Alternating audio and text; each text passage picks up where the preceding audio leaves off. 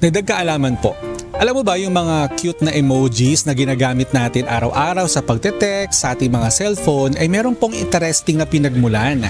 Hindi lang po pala yan basta mga cute na mga icons. Ating balikan na ang pinagmulan ng mga emojis. Noong 1999, isang Japanese designer na ang pangalan ay Shigetaka Kurita ang gumawa ng unang emojis. Trabaho niya noon sa isang telecom company na gustong gawing mas expressive ang text messages. Na-realize niya, paano kaya kung may maliit na icons para maipakita ang feelings at ideas? Ang unang emoji set ni Kurita ay may 176 icons lang.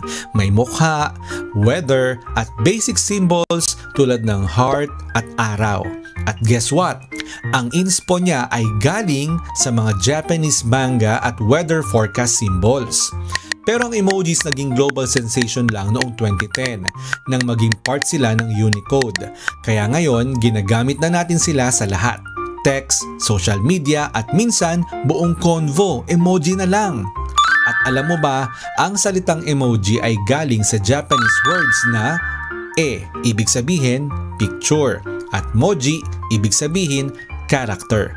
Kaya kahit parang tunog emotion o emoticon sa English, wala talaga itong kinalaman doon. From 176 icons noon, ngayon may libo-libo na tayong emojis. At kahit maliit lang sila, kaya nilang magpahayag ng damdamin na minsan mahirap ipaliwanag ng words. Yun naman po palang pinagmulan. Mahilig po ba kayong gumamit ng mga emojis kapag kayo ay nagchat-chat sa mga kaibigan nyo? Sana po may natutuhan kayo at laging tatandaan, mapalad po ang tao na nakakasumpo ng karunungan at ang tao na nagtatamo ng kaunawaan.